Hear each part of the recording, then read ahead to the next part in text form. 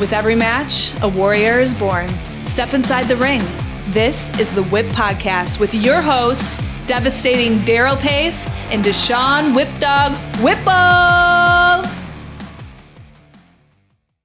All right, guys, welcome to another edition of the Wrestling Heroes and Insiders Podcast, a.k.a. The Whip Show. We back for season 3, so we're going to have a great time tonight.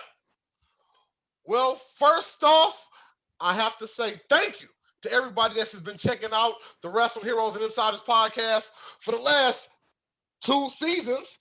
Man, we've had some great responses, great feedback. We're glad you loved our guests. And you know what to do. You can follow us if you haven't already on Instagram at The Whip Show Podcast, Facebook. We're on Spotify, Google Podcasts, Anchor, wherever you see podcasts, YouTube, we're there. But enough about me. I want to bring in my partner that puts it all together. Can we shout out Mr. Devastating Daryl Pace? What's going on, man? Hey, happy to be back here, man. I'm excited. What do they say about the third time? Third time's a charm, right? Yeah. Season 3. This is the third time, third go round. I was gonna say we strike out because 3. That's the other thing, right? Oh no, not that. No, not that. I'm like, I didn't know. Man. You said 3 times. Third time's a charm. Oh, got it. My bad. Well, we got a very special guest on today, but before we bring him in, we got to bring in somebody that finished off our last season. He was such a great guest. This man is the only person I think that can compete with Daryl in wrestling history. This man is a historian. When you talk about world-class championship wrestling, this man pretty much knows it all. Can we give it up for Mr. Steve Goldstein? How you doing, sir? I'm doing fine. Thank you for that intro there. Appreciate it, Deshaun. No problem, man. What's been going on with you, man? Well, staying healthy, working out of the house on some writing projects here. People are finding me, and hopefully the vaccine will get in all our arms and we get back to the way life was. Yeah, I know that's right. It's time, bro. It's time. But did you say writing projects? It's funny you said that. It's funny you said that, because speaking of writing projects, did you see that segue? Yeah. Still. Woo! I've been working, baby. I've been working in the pandemic. We have the author of an amazing book. The book is called Lance by Chance. Get a good glimpse of that. Wrestling as a Von Erich. Steve, I brought you on because you know a lot about the Von Erichs in Dallas, Texas wrestling. But can we bring on Mr. Vincent Berry? How are you doing today, sir? I'm doing very well. Thank you for having me. All right, thank you for joining us, man. Yeah, absolutely. Before we get started, I want to just talk to you for a second. Okay. Tell me some of your background, man. Before we even talk about why you wrote the book, tell me some of your background as it relates to wrestling, you as a person. Okay, yeah, sure. So I grew up in North Texas and about 10 miles from where the Von Erichs grew up. Okay. So, it was having them close by. I didn't know them personally, but, we all kind of felt like we did. They were like our celebrities, and, I went to school. I graduated from Louisville High School, and I ended up going to college, and I studied media communications, and I got into video production, and I started working for some news stations. I worked in Waco, I worked in Austin, I worked in Phoenix, I worked here in the Rio Grande Valley. That's where I live now in South Texas. And when I came to South Texas, I met some guys who wrote for boxing and MMA events down here. The boxing and MMA scene was like really strong at one time when I moved here, about 2010. And I did a little amateur boxing, and I've done some writing throughout my years. And so I started running around with them. I was working with one website. Then a year later, another one popped up. And then a year later, another one popped up. And before, I've been doing it for about 5 years. The last website I worked for, I was writing for a promoter who turned me into his matchmaker for MMA, and was doing helping him and I was helping his sister promote the, like do the PR, writing the stories on everybody that was coming in and fighting on the cards, but also matching the fights. And the reason why I fell into that matchmaking position was because I knew all these fighters from all over the state of Texas. So when a fight would drop out, they'd be, my promoter would come to me and say, man, I don't know what we're going to do. We just lost so-and-so's opponent. And I was like, call this guy. And they go, well, how do you know that guy? And I said, well, he's number 3 in the state. How do you not know who that guy is? So I was like, and he saw that I was an asset because I knew the fight game. And so I knew who all these people were. And so I fell into that, but his promotion ended up closing. He shut it down. And I guess I really don't know what the timeline was between that, but I was like really missing writing because I was doing it for 4 or 5 years straight. And I'm talking like a daily grind. So when it stopped, I was like withdrawing, I just really missed it. And I started this website called wrestleville.com. And I had some wrestling connections, but I wanted to write and I wanted my own website because, just to kind of be my own person as opposed to working for somebody else. I had my own ideas and wanted to do my own thing. So I started writing I wrote about, my first stories were like Greg Oliver and Harley Race and Wardell Walker, some veteran guys and some up and coming guys on the independent scene.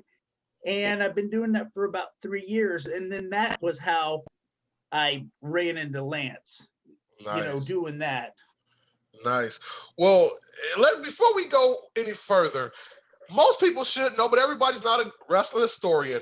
I want you to set the stage for how big world-class championship wrestling was in Texas and how big the Von Erichs were. I'm talking about, let the people know what type of crowds they would draw.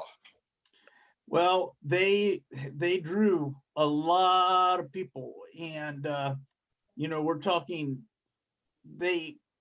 when Kerry Von Erich wrestled for the world title at Texas Stadium, there was like 43,000 paid customers. There's probably 50,000 people in there, but 40,000 paid customers.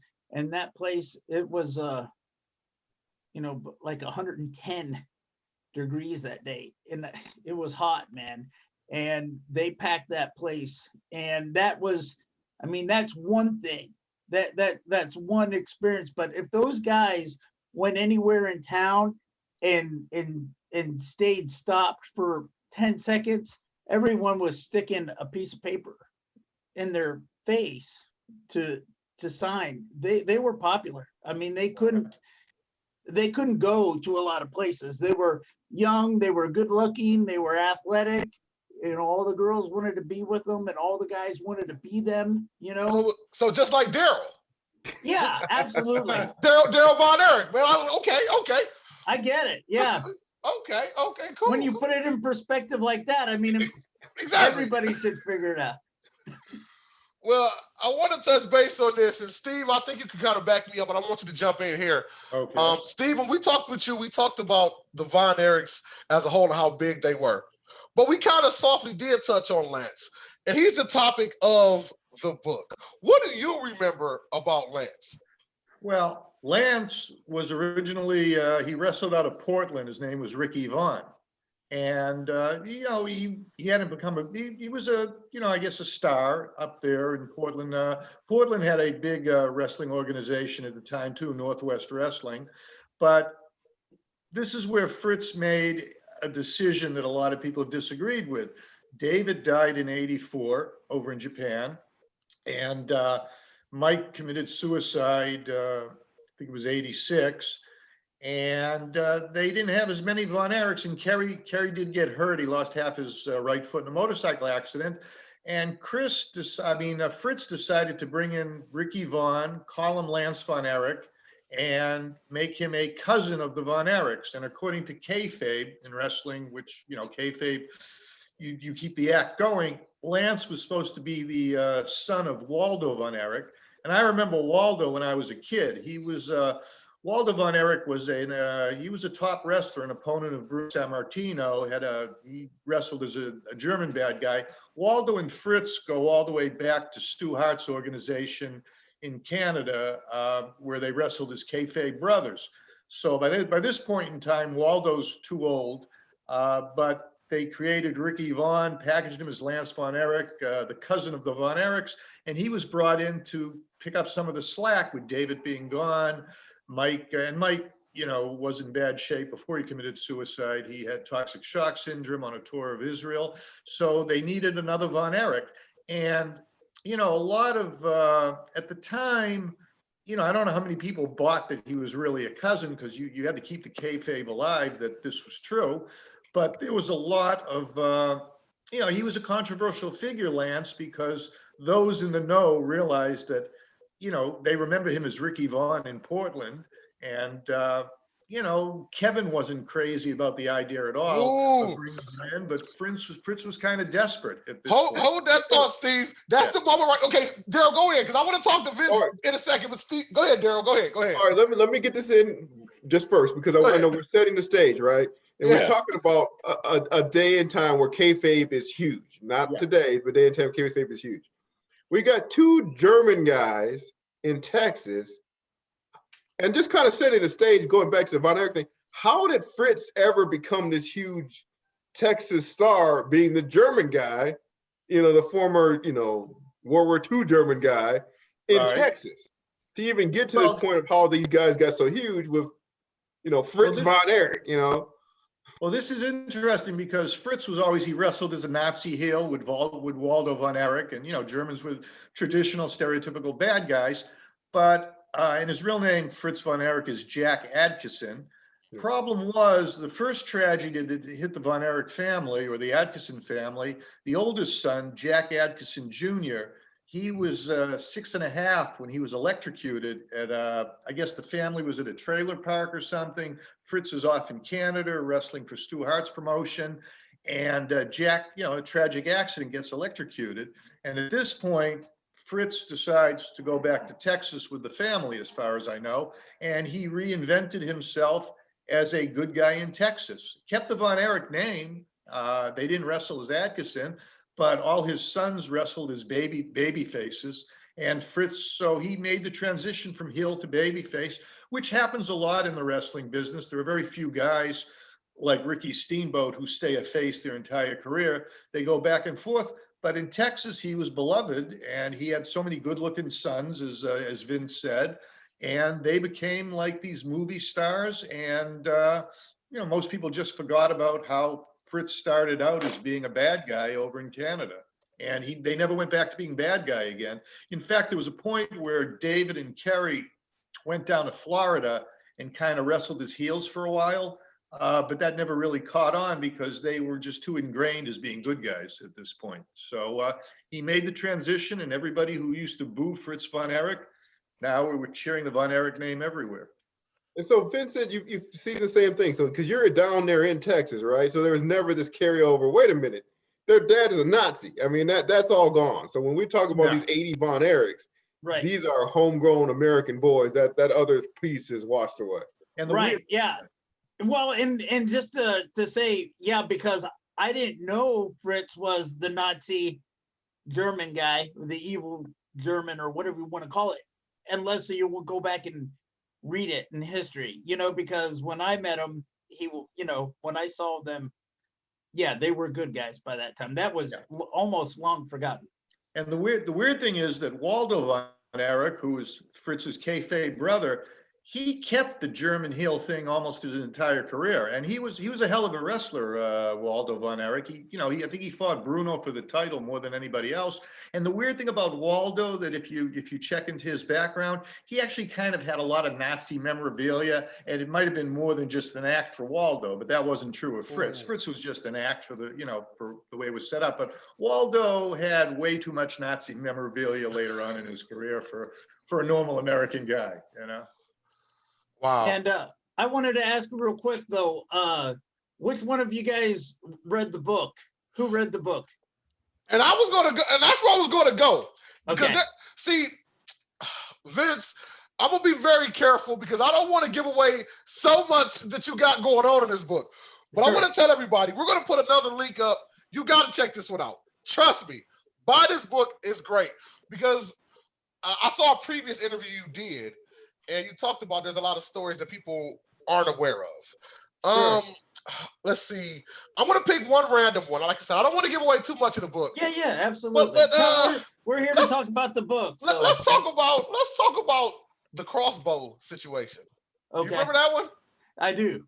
Let's talk about Lance and what happens with the crossbow situation with the people. So the guys are driving in the van. Lance bought a van up there while he was in Portland, and so everyone rode with Lance. So it was Lance and Steve Simpson and Bobby Jaggers and Don Running Bear, Steve Pardee, and the other Billy Two Eagles. Those were like the regular guys to and Bobby Jaggers, if I didn't say Bobby Jaggers, but those were the regular guys that kind of rode with Lance in this Good Times van. And one day, Lance and the guys, they're driving, I believe, to Seattle on Highway 5 up there, and Lance notices that somebody's tailgating him. So, he slows down so the guy will go around him, and the guy doesn't go around him. And he pulls over to the shoulder so the guy will go around him, and the guy won't go around him. So the guy ends up like pulling up beside Lance, and Lance is trying to figure out what he's doing. And I'm sure he's kind of like shaking his fist or kind of yelling at the guy or whatever. And the guy starts throwing rocks at Lance's vehicle, at the van. So Lance is trying to, ram him, or, just trying to, like, I guess some road rage is starting to take place. But the guy finally gets around him, and Lance, of course, wants the guy to pull over. And so the guy does. Eventually, the guy pulls over.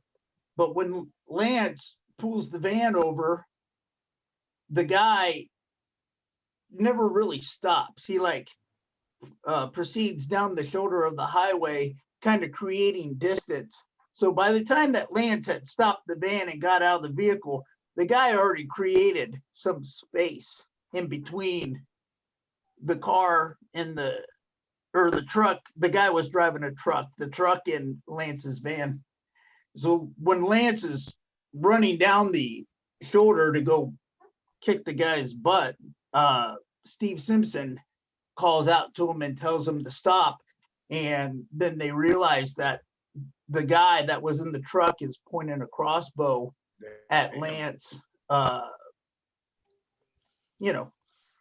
coming towards the vehicle. I asked that question because I want to make sure that you remember your stories as well, man. Because like I said, you got some really good ones in here.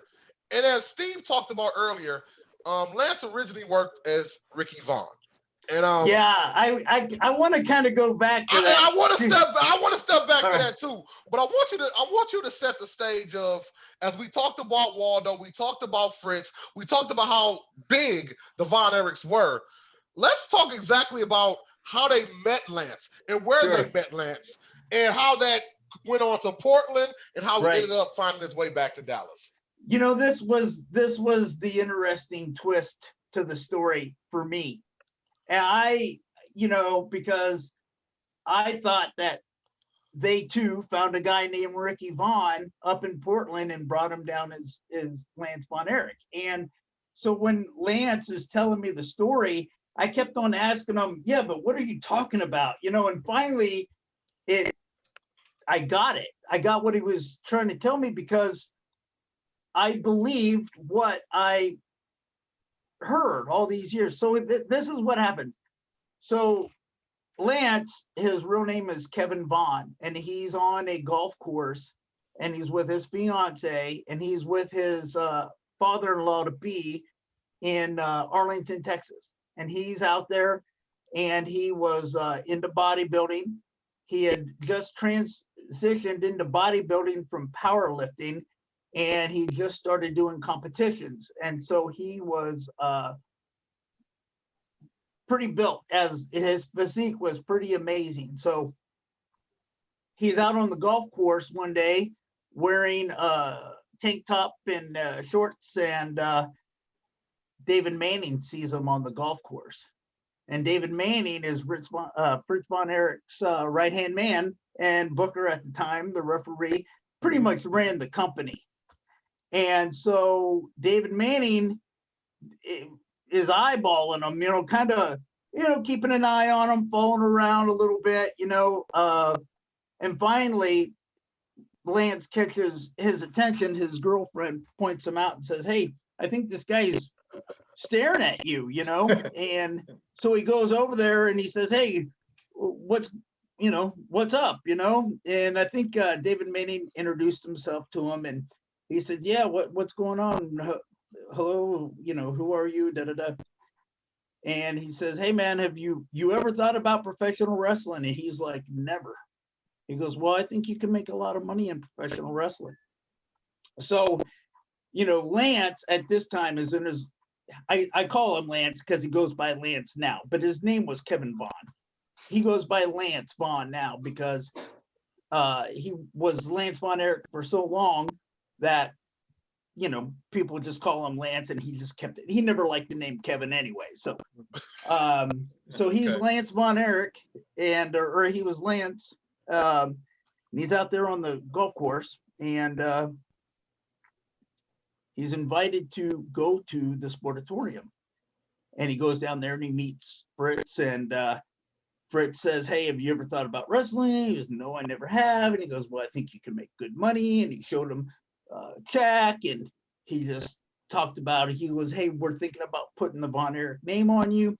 You got to understand, back then in the day," and this is right after David died. So David died. Mike just started wrestling in November of '83, and you got Kevin and Kerry, and they're in the thick of the Freebird feud, and they didn't want to put Mike in the Freebird feud because they didn't think he was ready for that kind of regimen, I guess. And so, but they picked this guy who had an amazing body and look, but he couldn't wrestle. And you're talking about a guy that never even watched wrestling. He said he thought he thinks he saw it like 2 times in his whole entire life, but wasn't into it. So, they trained him for, a short period of time, about, I don't know, probably about a couple weeks or a month. He thought it was a little shorter than David Manning thought it was a little longer. He thought it was a little shorter, but we'll say about 2 months, a couple times a week. And then Fritz sent him up to Portland, and Don Owens called him Ricky Vaughn. Yeah. Now, so that was what was mind blowing to me. I want to touch on this too, man, because I'm reading the book. He ended up having a lot of matches with some really big stars. He actually ended up wrestling the Nature Boy, Ric Flair, as well.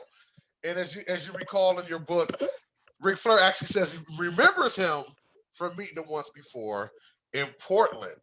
But now let me ask you this. In Lance today, how does he feel about this? To me, I never got the feeling that he was totally confident in the role as Lance Von Erich. What do you think? Yeah, no, he was not. Absolutely. And he says that he didn't really come into his own until he started wrestling internationally. When the pressure wasn't on him, he was kind of able to, he'd been wrestling for a while now, a few years or whatever, and he didn't have that pressure on him. He just, no, he never felt comfortable being Lance Von Erich. And then how tough is it too? Because you're coming in there where your brothers, right? Your kayfabe brothers are all very capable wrestlers, right? We got guys, we got Kevin Von Erich, who's an NWA champion. His brother, David, was going to be the NWA champion. I mean, this is what we're looking at. I mean, this is the caliber of wrestler we have. And now you talked about a guy that only wrestled, 2 months in training, and again, he went to Portland, but still, he's up there against the top caliber guys in the world. Yeah, so he was probably wrestling maybe 9 months or so by the time he came down to Dallas, and he still says, I wasn't ready. I still needed more time, and here I am now. I'm put in this situation to wrestle as a Von Erich, and a lot of people say, oh, he wasn't that good of a wrestler. If you go back and you look at his tapes and you look at there's a lot of stuff on like the WWE network of Lance. He's a good wrestler, but he's next to Kevin and Kerry. It's kind of like, you're going to be able to see the difference in the experience and the time, right? I mean, it's just anybody who's been doing it for years and years and years, and next to somebody, you're going to know who the veteran is. And I see the comparison. It's just like even Ric Flair said to him, he says, I think they threw you in the deep end. Yeah. I think they hid Lance Von Erich's deficiencies by putting him in tag teams and 6-man matches. Because he did win. I think he was I don't know if it was with Kevin and Mike or Kevin and Kerry and Lance. They were the 6-man tag team champions. Yeah. You could hide the fact that his inexperience when you put him in, 6 guys in the ring. But yeah, sure. I don't remember seeing a lot of Lance Von Erich single matches in WCCW. He would like fill a role. No, yeah. I agree. He did do a lot of tag teams. I mean, he had some single runs. I think they had him up against Rick Rude there for a little while. But yeah, I mean, for the most part, yeah, I mean, that's safe to say that he did, the Von Erichs were tag teams and they put him in that position as well. Go ahead. And I wanted to ask you, as he's getting himself together, right? And again, you're taking a guy that doesn't know anything about the wrestling business. He knows how to work out. He knows conditioning. Now he's learning about, the physicality of wrestling. But then there's another piece, right? He doesn't know anything about these fans. And then this is a young guy, good-looking guy, slender guy. Now he's just coming into business in Portland. What's happening as he's first experiencing the ladies, as he's coming out, taking the shirt off? What's going on? What's his experience there when the mentality of this being thrown out at him all of a sudden? And you better give a good answer for this, Vincent, because it's in here. So you better give a good answer. It's one of my favorite parts. Well, one thing I'll say about Lance, and one thing I really appreciated working with him on this project was that he was almost honest to a fault, and he's, he doesn't deny the fact that, he had he liked the ladies, we'll just say that. I mean, he liked the attention from the women, and he got married right before he went up to Portland. Matter of fact, they were about to get married when he got met on the golf course. So within a couple months period of time, he got married and went up to Portland, where he thought it was going to be just a couple months, and come back. And he spent, almost a year, a good part of a year, not quite a year, but close to it. And yeah, he didn't, he says in the book that he was way too young to get married, and especially being a wrestler like that, being on the road and meeting, all the women and stuff like that. Yeah, he liked spending time with the women. Absolutely. Yeah.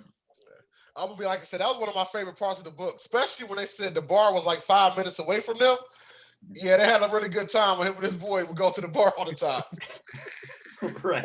And that's amazing. So he got married right before he goes, again, it's not like he was asking for this, but you're thrust into a spotlight that, is women at every show.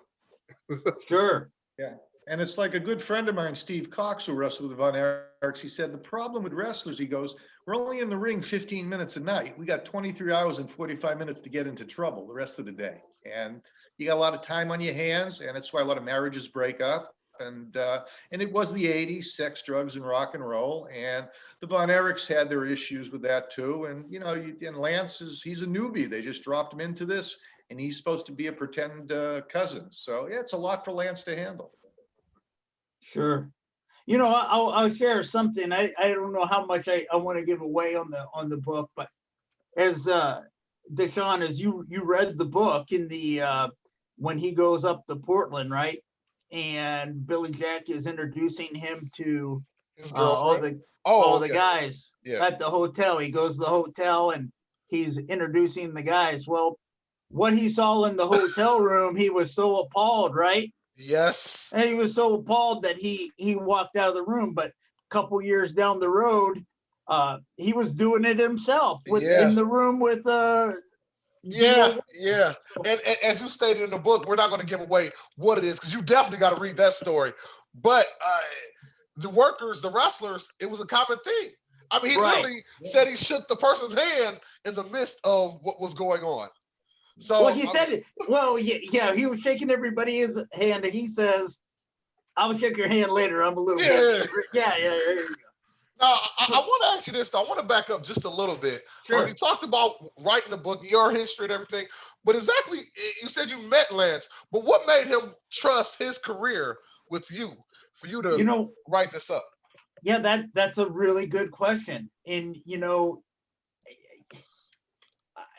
just being at the right place at the right time. It's very interesting. So I was talking to James Beard. Do you know who James Beard is? Oh, yeah. James is on Facebook. He's a referee in the business. He was. Yeah.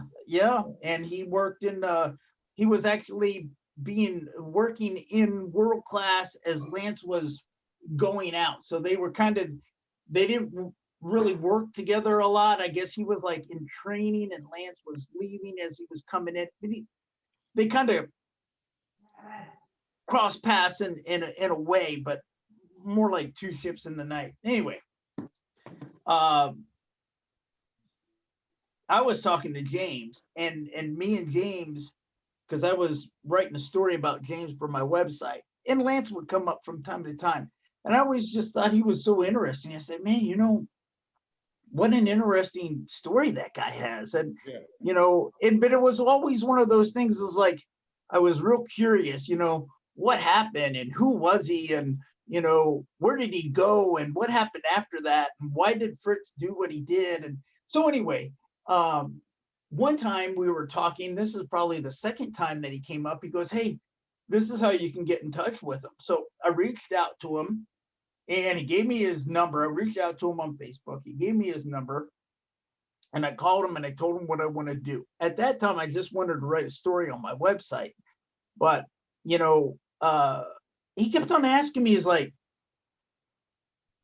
why do you want to do this? Or who cares? Who's going to read this? Or where are you going to put it? And I was like, he goes, nobody cares about me. Nobody cares about my story. I go, dude, I do.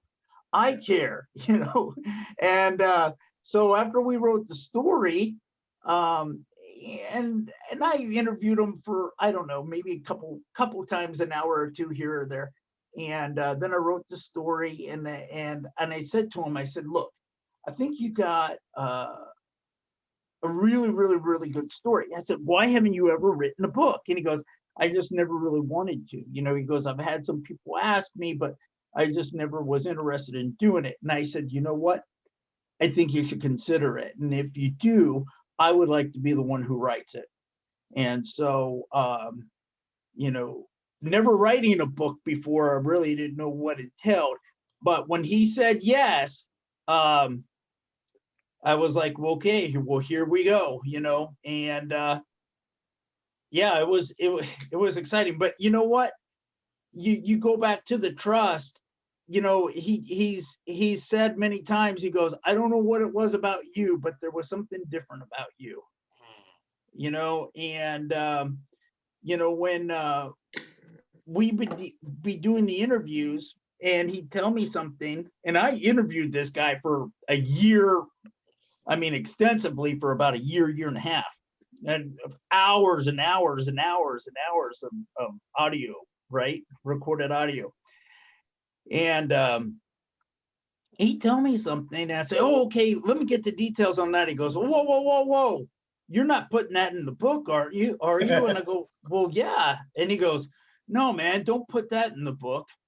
And then he'd tell me another story, and I said, so I guess you don't want me to put that one in the book either. He goes, no, put that one in the book. And I'd be like, dude, if I was picking stories, I would pick this one and not that one, but that was the way it went, and he was very, very, he got vulnerable, and he was honest, and I was very, he got transparent, and I think that's why the book is enjoyable. A lot of people, like, wow, the dude's honest. And a lot of people are they compliment what they like so much about the book is he's not burying people as he goes, he's not, did you feel like that too, Deshaun?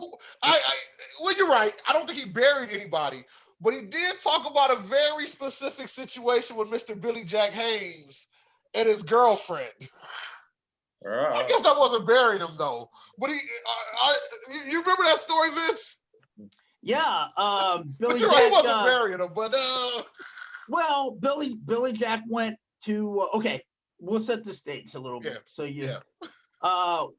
when Lance was wrestling, Lance wrestled 2 times in world class before they sent him up to Portland, and he wore a mask.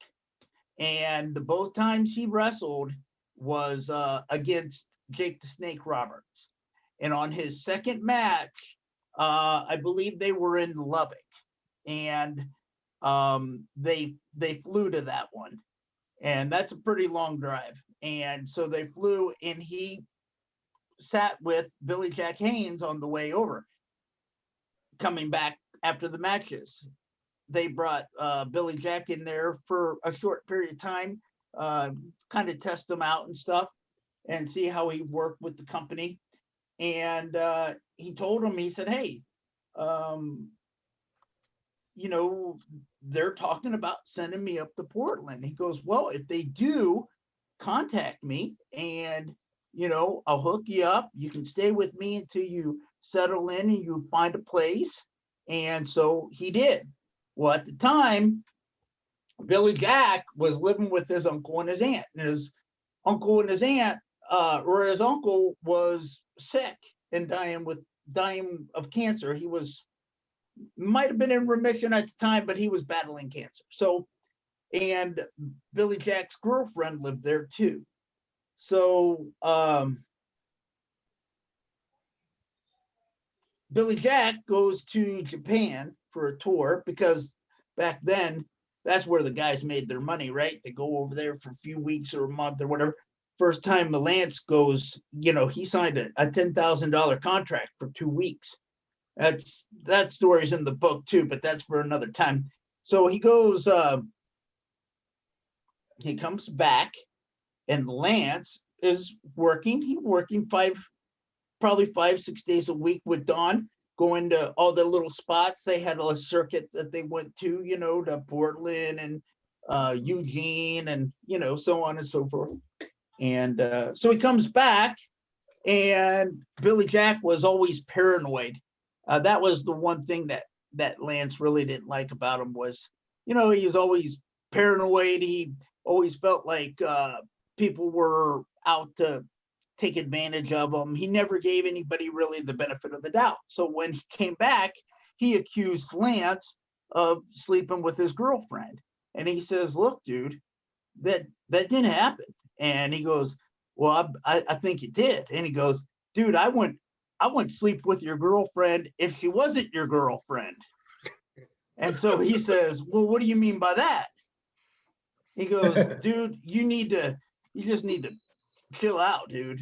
And so anyway, that was the end of the friendship with Billy Jack and Lance, because Ricky at the time, but yeah, he basically got kicked out of his house. Yeah. A lot of wrestlers have problems with Billy Jack Haynes, you hear, over the years. He's not an easy guy to get along with. You know what? David Manning said that he was difficult to work with, and that's why he never worked long term at World Class. Wow. No. Now, I want to ask you this, though. It's kind of well, let me ask you this first. As we stated earlier, Kevin never really was a fan, especially at the beginning. Do you feel that Kevin ever received Lance? I mean, even after the time he had been there, he had been working with the Von Erichs a little bit. Do you feel like he ever actually said, okay, at least we could make some money with this kid? That's question number one. I got another question behind that, but what do you think about that? Would you like to read the paragraph that he wrote for the book? Because he wrote that for the book. I know, but I want you. You ready? We want me to go? Which one? Do you want? Which one? This one here? The one in the very beginning. Okay, I will read it to the fans, man. A word from Kevin Von Erich. My brothers and I have been trying to change wrestling to our style. Kids loved it, and our TV ratings went through the roof. We were really good in the ring, and we were careful with our image. Lance was David Manning's and my dad's idea. I especially was dead set against it, as we had never lied to our fans. I know how reporters can be. I knew it would come back to us. Lance looked good, but that was it. He was like a mashed potato sandwich. No pizzazz at all.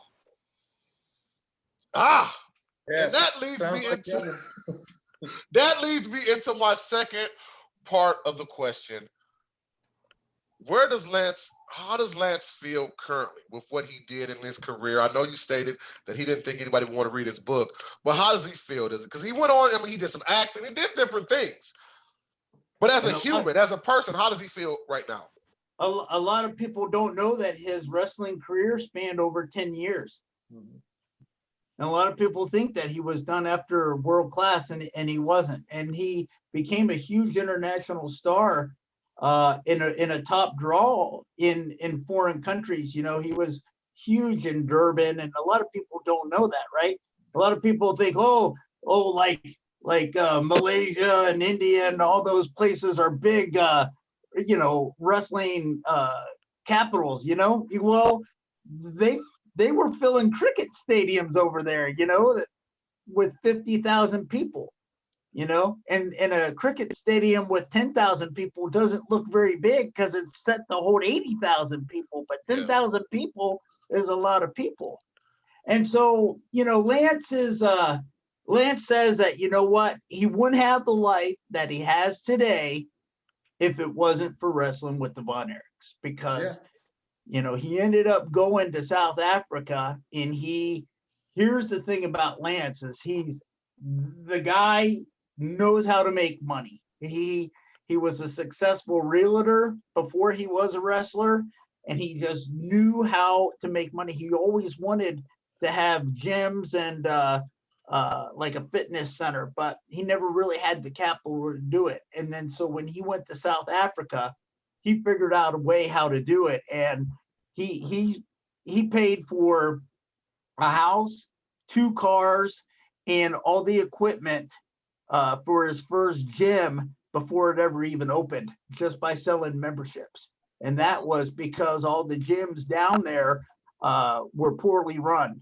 And so with him growing up in the gyms and working in them over here in the States, he knew what people wanted and needed in a workout facility, and he was able to provide that. Now, I got another question for you. And Steve, I want you to back up right behind him from this question. Okay.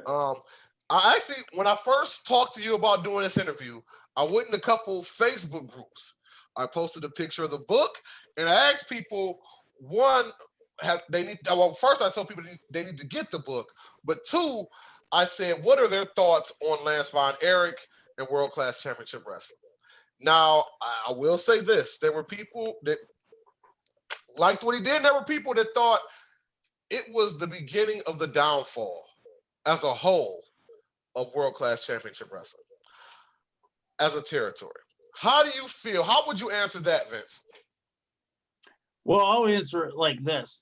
His timing, it definitely wasn't because of Lance. Now you got to look at everything that was happening at that time. Okay, so in 1984, David Von Erich dies. I was 15 years old when David died, and I remember when I found out about it, and I couldn't believe. I was in such disbelief that I called the radio station in Dallas and asked.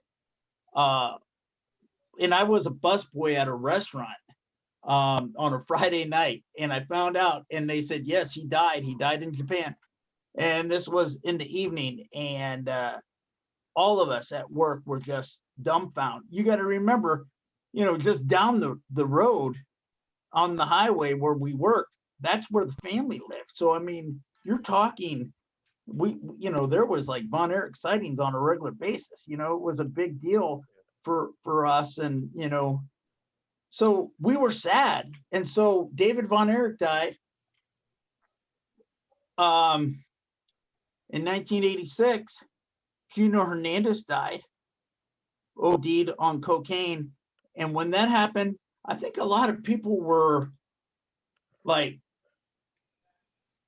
Gino Hernandez was a heel, man. I mean, people did not like him, but let me tell you something. People too were heartbroken over him. He's a hell of a wrestler, Gino. Oh, he was an amazing talent. Yeah. And then the dynamic duo, a wonderful tag team, and then Chris ended tragically too. Yeah. Sure. And then so Mike Von Erich committed suicide. Right. A year later. So you've got those three deaths. And the way David Manning explained it, he says, we could have survived one, but not three. And, and it's in the book, is like, Lance even says that the night that they were talking about, so they found Mike's body like on a Friday morning or Thursday or Friday morning. I can't remember. It's in the book. Right now it's just not coming to me.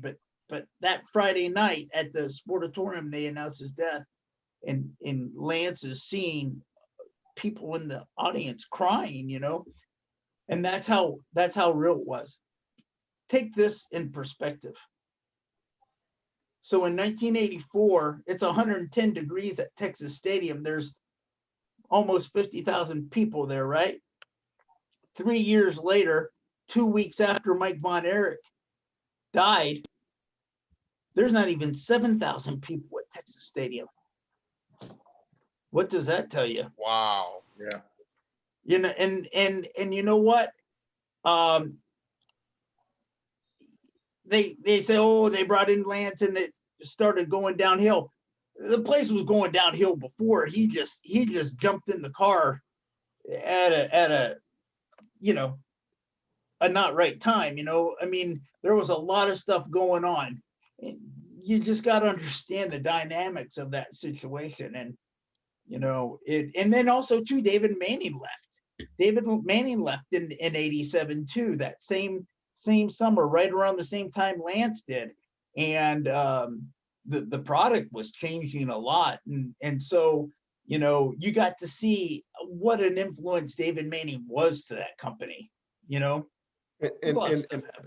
And also, of course, you got two companies that are growing at an exponential rate and rating talent from all over the world. Sure. And that leads me to my question, right? With the NWA and WWF at the time, was there any interest with them in Lance? They're rating everybody, and so I mean, did they reach out to him? What was the feeling that he got from those companies? Well, when Lance left, okay, and Lance left in 87, Lance actually had an injury, right? He got slammed on the mat and landed wrong when Nord the Barbarian was body slamming him. This is right around the time of the 87 the David Von Erich Parade of Champions, the one that had the 7,000. So he didn't wrestle on that card. And so the funeral for Mike was about 2 weeks prior. He had this injury. He might have had some matches, but he basically just stopped going in because of his shoulder. Took some time off, never called. They never called him. Kind of became a stalemate. Lance wasn't happy wrestling 2 times a night for the amount of money he was being paid, because the Von Erich boys, Kevin and Kerry, well, by this time, Kerry had his motorcycle accident, and he had his it took him a long time to rehab and to heal from that accident, right? So really it's only Kevin now. But Kevin and Kerry had a reputation of not showing up all the time. They didn't honor their commitments all the time.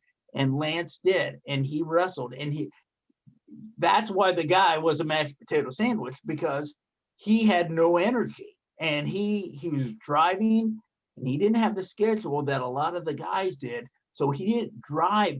He didn't ride with everybody. He rode by himself because he was the only one doing 2 shows a night. And so when he left, going back to your question, Daryl, when he left, that's why Fritz came out on TV, said he wasn't a Von Erich, because That's Lance what I wanted to talk about. That was a surreal moment, Vince, watching that. Yeah, well, Lance believes that Fritz did that because he was afraid that he'd take the name to the WWF. Yeah. So fast forward, Lance moves to South Africa. Years later, in 90, I think it was 91. So early 90s, he comes to Florida because his wife's sister was in Florida.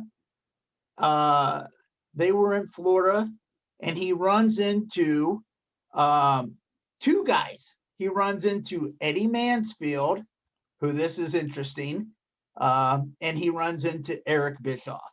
And Eric Bischoff just told him that he wanted, offered him, hey, you need to come by. He did wrestle with Eddie Mansfield there at Universal Studios for a few matches or whatever. And around the same time, Eric Bischoff saw him down there, offered him a job, and Lance just basically told him that he just wasn't interested to get back into the grind. Wow. So that was the only times that he was offered by any of those, the bigger companies. Steve, I want you to jump back into what you just talked about a little bit. You remember when Fritz came out and made that statement on TV? As a fan, how did that feel, man?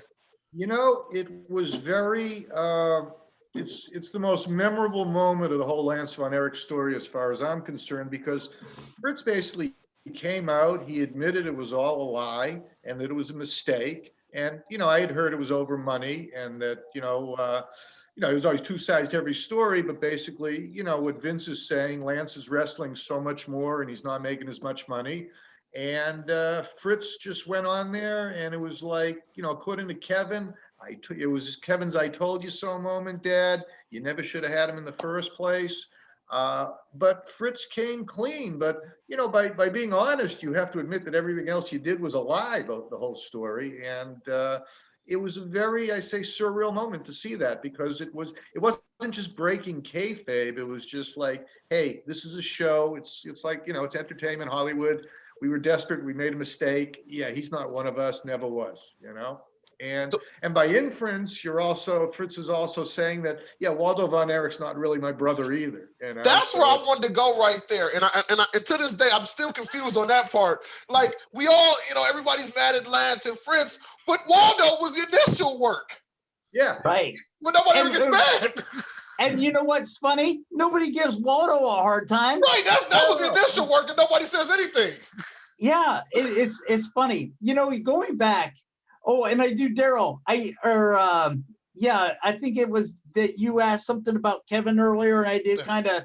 I have a tendency. Sometimes it takes me 15 minutes just to say hello, but you know what, Kevin? Yeah, Kevin.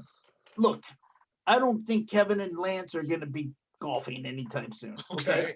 But I will say this: at Christmas time, Kevin wrote us a really nice email, and he read the book, and he said in the letter, and I'm not going to say, everything that was in it, but I will say this: that he did say that, hey, now I understand where you were coming from. Okay.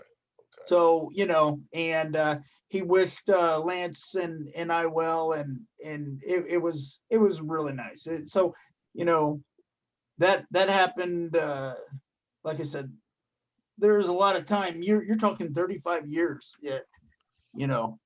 For sure.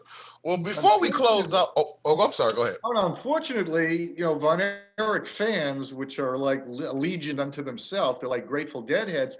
They have a lot of animosity towards Lance, and it's really undeserved on Lance's part. And you know what? Their loyalty is just it's unbelievable, because 9 months ago, right, I knew I was going to put the book out this year. I just knew, especially with the quarantine and everything. I had time. I didn't work for 6 weeks, so I was like, I told my wife, I said, we're publishing this year. We can do it. And then I put pictures of Lance and the Lance Von Erich group pages and stuff like that. And man, you got to see their reaction, and they're loyal to a fault. You know what? I got to give them credit. They love the boys, right? But you know what? I still don't understand why. Seriously, I mean, not only did I read the book, but I wrote it, right? And I'll tell you, when I finished this book, Lance asked me. He goes, "Hey, did any of your writing friends read the book?" And I said, "Yes, I did." "Yes, they did. I gave some to some of my writing friends, and a girl I know for 20 years, I gave her the book. She read the first 3 chapters." He goes, what did she think?" I said, "Lance, she said you were an unsavory character with unredeeming qualities." He said, "I don't care about that. Did she like the book?" So, he again, he doesn't make excuses for who he is and how he lives his life. He doesn't, but he can't understand either why the fans turned on him from one day to the next. And he thinks that maybe they just needed someone to blame it on. The Von Erichs were at fault for making up this story, and they weren't going to blame them for it, so they'll blame Lance for it. Yeah, he was the fall guy, and Von Erich fans can be really kind of insane when it comes to this. If you're going to blame anyone, you blame Fritz. It was his idea. Well, people come out all the time. They go, "Well, we get it. You're a fan. You're a Lance Von Erich fan." Dude, I am not a fan. Yeah. I love a good story, and I'm telling you, this is a good story. People have told me that this is the best untold story in wrestling. Yeah. And you know what? When you came on, Steve, when you came on and you said that he was Ricky Vaughn, that told me right there is there's so much more of this story that a lot of people just don't know. Yeah. And here's something very interesting about the Fritz coming out on TV and breaking kayfabe. And okay, so a lot of people believe that World Class could have been what WWE is today, but Fritz would not go in somebody else's backyard, and when he did start doing that, it was way too late, right? But they wouldn't do that. So they would stay in their little sandbox, which was Texas and Oklahoma and Arkansas or whatever. And even though they had some of the greats, man, they were on ESPN. Don't forget about and they stayed down there. But they didn't do that because the promoters didn't do that back then, right? And that's why he said he didn't do that. But he wasn't willing to do that. But he was willing to go on TV and say that Lance is not a Von Erich. That really is, I would love to know why he did that, but he wouldn't do the other thing. Yeah. And the other thing would have saved his company till now, you know? And so it was funny, the decision that he made, and the decision that he made ended up declining the company, you know? I mean, a lot of people lost respect for the Von Erichs after that, you know, and not only did Fritz come out on TV, but Fritz had Kerry do it too. Yeah. And it just didn't look good for the family, for them to do that. Because it looked like Fritz was just trying to bury Lance Von Erich, you know, and that was it. Yeah, but you know, it was a look. Fritz was pretty much desperate at this point. I mean, people are dying, not just Von Erichs, non-Erichs. Even though Kerry came back wrestling, he was still not his former self. He got hooked on painkillers. He was just trying to keep an organization together, Fritz. And you know, the World Class was part of the NWA, and he broke off from the NWA, Fritz. And he thought, yeah, we're going to turn the big three into a big four, you know, AWA, WWF, NWA, and World Class. If David doesn't die, maybe it's a big four, you know, maybe things go in a different direction. But when David died, it was the beginning of the end. Sure, but when he broke away from the NWA, even when it happened, I was like, what are you doing? Yeah. You know, when I was a teenager and watching this, because when Ric Flair came to town, boy, it was something special, you know, and it was like, I was like, Dad, we gotta go. Ric Flair's coming. Oh, we saw him last month or 2 months ago. I said, Dad, you don't understand. You know, it was a big deal. And so when he broke away from the NWA, it was like, what are you doing? Jump in here. I want to jump in here right quick, Daryl, before we go to the next question. I'm glad you guys brought that up about how it happened. But I got a segment that I call Book Yourself. It is basically a fantasy booking stage. So let's say you take Lance Von Erich. It goes great. How would you have booked him to make it keep going if you could? Fantasy book him. Does he keep on with World Class Championship Wrestling? Does he go on to have a WWF career? Fantasy book Lance Von Erich, and it never turns bad. It goes well. Well, is that question for me? That's for you. That's for you, Vince. Well, you know what? I think the way it turned out in the book turned out pretty good. Say no more. Say no more. And again, I think people are really going to be surprised. You know, when the book came out and I was posting on social media and someone posted, they go, oh, what a promising career cut so short. And I was like, cut so short? It lasted 10 years, man. That's a lifetime for a pro wrestler. And I think going to Japan was probably the best move for Lance anyways. It was time to get away from all the mishmash here and go to Japan to have a little successful international career, make money and see a new culture and just get away from all the political crap in the United States at the time with Fritz Von Erich. Yeah, I can't wait for you to read the book, Steve. Oh yeah, I'm definitely going to read it, Vince. It's definitely a pickup you want, man. Yeah. Daryl, you had something. I'm sorry, Daryl. Yeah, no. There's a couple of things. I know one thing we were talking about David, and to put it in perspective for those that aren't familiar is if David Von Erich becomes world champion, he's the level of Sting, right? This is Sting. This is like Magnum. This whole Magnum TA where people that's Sting. So if you want to put in perspective of how big that would have been, that's Sting level big. And then that's where you're going to have, world class. So that's where the people are on the map, right? So that's how big he was. Right. One thing I'm thinking now, we just talk about booking and things like that. One thing is the same. I saw a similar thing with like Corporal Kirshner. When Sergeant Slaughter left, they brought in Corporal Kirshner. They brought in this, not a fake guy, but a substitute. And whenever they do this, I haven't seen this. It's a lot of successful, fake diesel. I haven't seen a lot of successful substitutes. what I think they may have been able to do if he had not left is maybe turn him heel. Because if he's Waldo's son, he can say, hey, you know what, I'm not a real Von Erich, I'm this.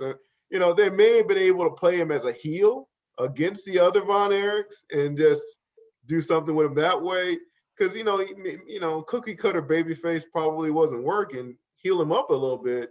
And he's and especially if the fans don't like him anyway, they make him a heel. Yeah. And maybe that's one way they could have played him up a little bit to get more life out of him. It's just that Fritz was short on brothers, and that's why Lance came in. But yeah, Daryl, I like what you say. If they'd kept him around and kept it going in the opposite direction, but they just did not have enough stars in the company when people started dying, and a lot of them were dying. Just the non-Erichs too. Bruiser Brody was another one who died in '88. He was a big draw in world class. A lot of tragedy. I mean, it's just amazing how much tragedy in one family, one federation. And like I said, and I want to let the fans know again before we go, you guys really have to understand how large world-class championship wrestling was. Oh, yeah. All these guys that you saw, Ultimate Warrior was the Dingo Warrior. All these great guys that we went on to see later on passed through world-class championship wrestling. You understand what I'm talking about? And like he said earlier, 43,000 people came to see a show. Even earlier in the book, and I'm going to go way back, when he was in Portland, and Ricky Vaughn was telling the promoter, I got to go. He said, well, no, stay here for a couple years longer, and you could go to the WWF. And what did he tell him? No, because he wanted to go back to Dallas because he looked at Dallas as being such a large place and he felt like he owed Fritz.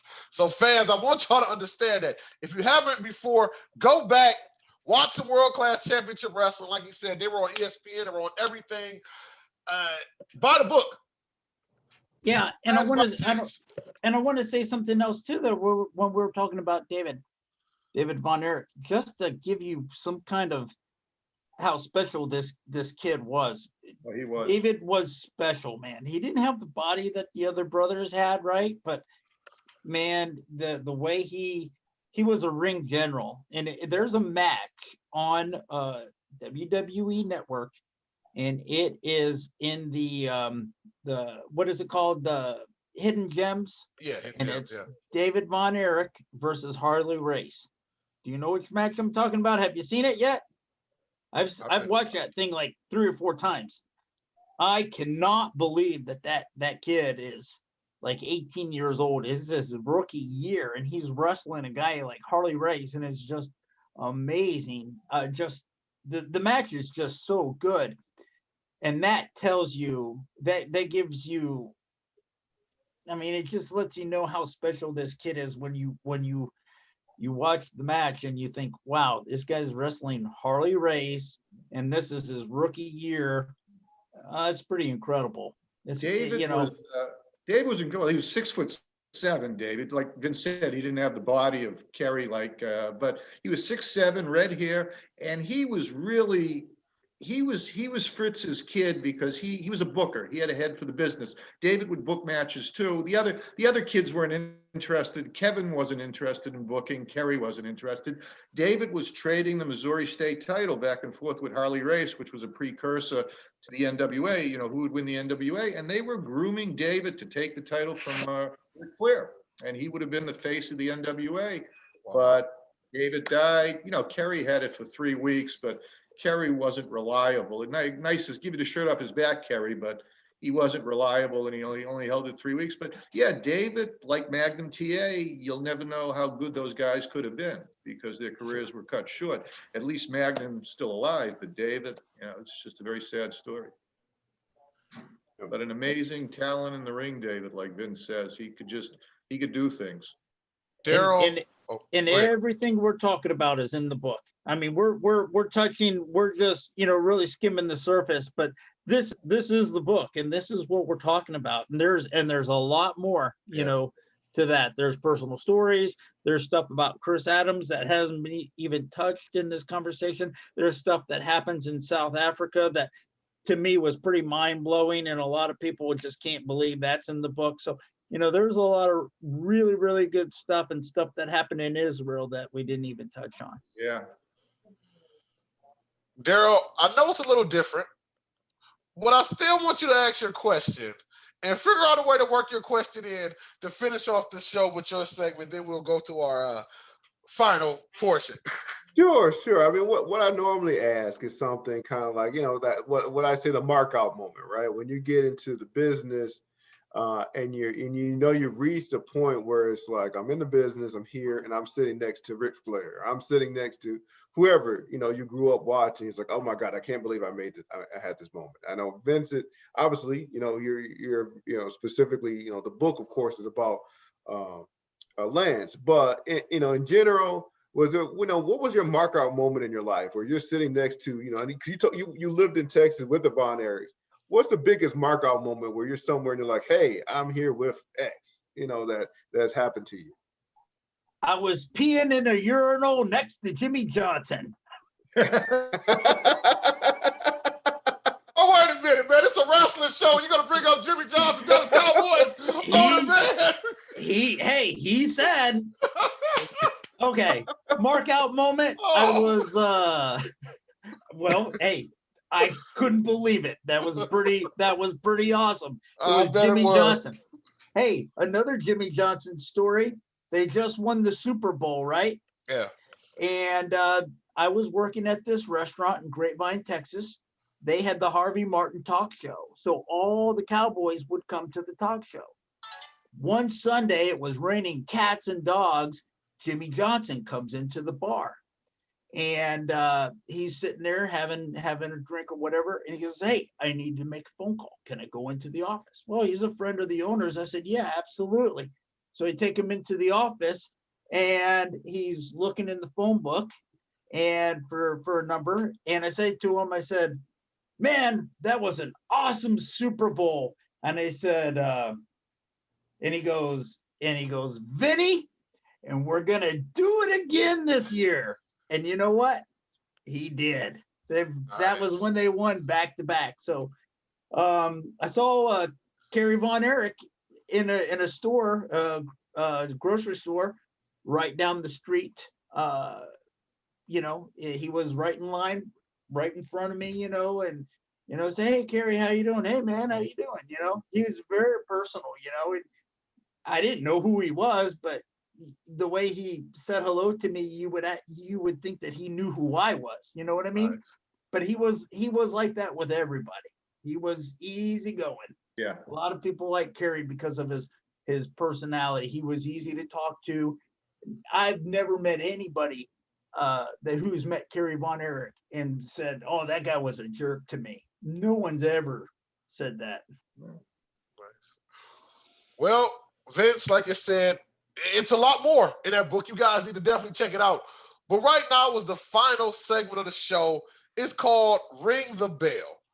Ring the Bell is where we give you 60 seconds to talk about anything.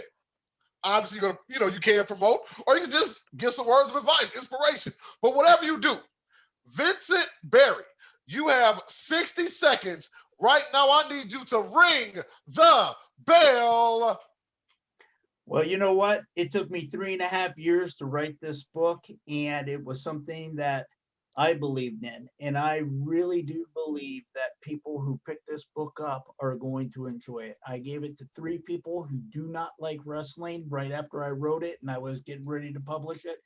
And one of my friends said, hey, give me 3 chapters and I will try to finish it, but I hate wrestling. So there you go. And the next day he called me up and said, hey, give me the rest of the book. I believe if you pick this book up and you read it, you're going to finish it, you're going to enjoy it, and you are going to be shocked by what you read in this book. Well, thank you very much for that, man. Like he said, he's absolutely right. The website, once again, is what? LanceByChance.com. LanceByChance.com. Check out the book, Lance by Chance, Wrestling as a Von Erich. It's an amazing book. And you can get signed copies too. So we have unsigned or signed copies. He lives in another country. He signed labels, but the labels were signed by him. We put them in the book and we ship them out. And as he stated, wrestling fan or not, trust me, this is a great story. I can personally say I knew of Lance Von Erich, but I didn't know his story. I ain't put the book down since I got it, man. So trust me, check it out. You want to do that. But before we go out of here, I want to thank everybody for being on the show today. Steve, one more time, let them know what you got coming up.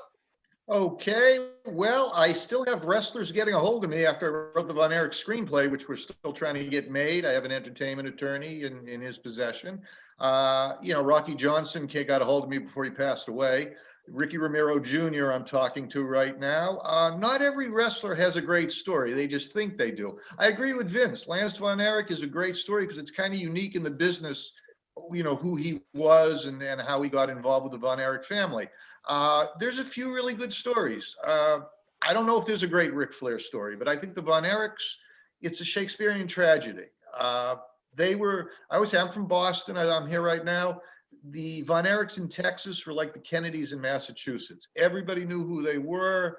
I ran a fan page when the movie, we were trying to get it made, had 52,000 people, which was crazy on Facebook. And they would all talk how they watched the Von Erichs with their grandparents. It was like a 3-generational thing, Friday night, Saturday night. I still want to see this get made, not a documentary, because we've seen a couple good documentaries, but a feature film about the Von Erich family, and it can be done. I've got to deal with Kevin. We pulled back after my partner on the film passed away, but Hollywood's going to get back in business soon enough, and the script's written, and it's with the attorney, and we'll see what we can do with it. That's for sure. I'm going to be honest. I had an ulterior motive for bringing you on as well, not just because of your history for World Class Championship Wrestling, because I wanted you to meet Vince just in case there's any type of collaboration with that, a person writing a Von Erich screenplay and a gentleman that wrote a book about Lance Von Erich. So you guys might want to collaborate after the show. I'm gonna look for you on Facebook, Vince. If you have a page, I'll find you. I'll send you a request after this. Yeah, I would like to stay in contact with all three of you gentlemen. Actually, sounds good. Well, I appreciate you having me on for a second time. That's my first time doing a repeat with a. Appreciate you, man. Daryl, talk to him before we get out of here, man. Well, number one, again, great having you on the show, Vincent and Steve. You coming back? Obviously, before we leave out, Whip Dog's going to give everyone, how to get a hold of us. You guys get a hold of us, get on our site. Everybody else, if you want any more information about either one of these great guys, come to the site, come check us out. And we got, this is season 3. We're already kicking out off, a couple shows in. Kicking it off fantastic. We got a lot more coming. I mean, and hopefully Vince and Steve, as we get rolling, get more involved in some stuff, we might bring you guys back because we always need that expert analysis. Absolutely. So, we all got a lot of time on our hands these days, right? Yep. Absolutely. You guys are the eye and insiders, right? So that's what we have here. So it's that history, the insights, everything coming together. So I'm excited, Deshaun. I'm excited about what's happening and what's going to continue to happen. So yeah, a great show. For sure, man. And like you said, I appreciate it. Check us out, the Wrestling Heroes and Insiders podcast, aka the Whip Show, on all podcast platforms. Go back and check out the other episodes. Check out our season premiere with Vince Russo. Check that out that we just did. We got John Cena Sr. coming up in season 3. We got a bunch of great episodes. Go back and check out season 1 and season 2. We're on YouTube as well. Just put in the Whip Show podcast. Follow us on Instagram at the Whip Show Podcast. And if you want to be a sponsor, because we know it's a lot of great wrestling promotions starting back up now that the pandemic is moving the way it is. If you want to be a sponsor of the Whip Show, email us, thewhipshowpodcast@gmail.com, and we can talk about what you got going on. But for my partner, Devastating Daryl Pace, to Steve Goldstein and Vincent Berry, I am Deshaun Whip Dog Whipple, and we will see you next time on the Wrestling Heroes and Insiders podcast, aka The Whip Show. Take care, guys.